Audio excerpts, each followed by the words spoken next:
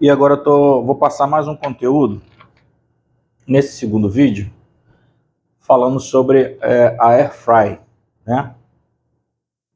No vídeo anterior a gente falou sobre o nosso chuveiro elétrico, um chuveiro de 5.500, com uma tensão de 127, qual seria o disjuntor, qual seria o seu condutor. Dessa vez eu vou falar sobre a Air Fry. Gente, eu coloquei aqui uma Air Fry de 1.700 watts de potência com uma tensão de 127 volts, né? Então, estou perguntando aqui, ó, qual é a amperagem dessa Air Fry, né? Lembrando aquilo que eu já expliquei. Quando eu quero saber a amperagem e eu tenho potência no meu equipamento, né? Logo, eu vou utilizar a fórmula de potência. Então, quando eu quero saber a amperagem, né? Tem até um esqueminha, né? Sempre que eu quero saber a grandeza elétrica, eu retiro ela da fórmula. Então, por exemplo, o nosso I é a nossa corrente elétrica, nossa ampere, é isso? O nosso V é o nosso volt, ou tensão. O R é de resistência e esse P aqui é de potência, que é o nosso watts. Então, como aqui eu quero saber qual é a amperagem, então automaticamente eu quero saber qual é o I, qual é a minha corrente. Então, tem um macetinho dizendo o seguinte: quando eu quero saber a grandeza elétrica, eu removo ela da fórmula. Então, como eu quero saber a amperagem, eu retiro o I. O I é de corrente ou ampere. Então, aqui, ó, tirei ela da fórmula. O que sobrou? Potência dividido pela minha tensão. Então, quando eu quero saber a minha corrente, eu vou pegar a potência e vou dividir pela minha tensão. Então, aqui, ó, saiu da fórmula, ó, ficou só potência sobre tensão. Então, qual é a minha potência? 1.700 watts. Qual é a minha tensão? 127. Então, eu vou pegar 1.700 e vou dividir por 127, que aqui minha colinha, deu 13,38. Então,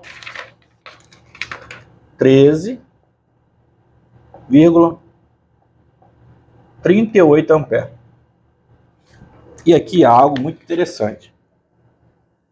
Deu quase 13 amperes e meio, né, nessa minha Air Fry. Então, aquela tomadinha da nossa casa, ela é uma tomada de 10 amperes. O furinho dela é menor. Então, quando a gente compra essa Air Fry na loja, ela vem com aquela tomada com um pino mais grosso. E por que ela veio com um pino mais grosso? Justamente por isso aqui, ó. O fabricante criou um equipamento que ele ultrapassa os 10 amperes, né? Deu quase 13 amperes e meio. Então, o que o fabricante entendeu? Vamos criar uma tomada que tem o pino mais grosso, que a gente chama de tomada de 20 amperes. Não é isso? Então, o que eu tenho que fazer aqui para me utilizar esse equipamento?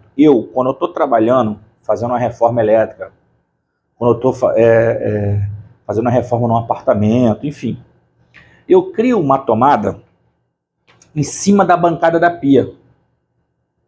Então, em cima da bancada da pia, eu coloco essa tomada, essa minha tomada de 20 amperes, que é a tomada do furinho mais grosso. Porém, essa minha tomada em cima da minha bancada da pia, ela vai até o meu quadro. É um circuito independente que a gente chama de circuito de força. Eu tenho um disjuntor lá no meu quadro de 20 amperes só para essa tomada. Por quê? Porque nessa tomada aqui vai entrar a minha Air Fry. Ela suporta até 20 amperes. A minha Air Fry tem 13,5, então suporta tranquilo. De repente, a dona de casa vai estar utilizando uma panela elétrica, vai estar utilizando uma sanduicheira, cafeteira e por aí vai. Então, por isso, é que eu tenho que ter essa tomada de força, somente ali na minha área de serviço, em cima da bancada da pia, só para utilizar esse tipo de equipamento. Porém, você que é leigo, né, e não entende, O que você vai fazer? Você não vai trocar só a tomada e vai criar um circuito só para ela. Porque gasta, é caro. O que você vai fazer? Vai pagar R$ 3 no adaptador. Qual é o problema? O adaptador ele só suporta até 10 amperes. E como o teu equipamento já ultrapassou os 10 amperes, deu 13,5 praticamente, você tem 3,5 amperes ali tentando passar nos pinos do adaptador que só passa 10. Então o que vai acontecer? Vai gerar um ponto de aquecimento. É quando derrete essa tomada, é quando gruda, né? Porque os metais aquecem a tal ponto que ele solda, né? Gruda. Diversos relatos de que isso já aconteceu. Então não faça isso. Se você vai adquirir um equipamento que tenha a tomada com pino maior, que é a tomada de 20 amperes, provavelmente a sua potência já ultrapassou os 10 amperes. Então o ideal é você criar uma tomada com circuito independente só para aquele equipamento.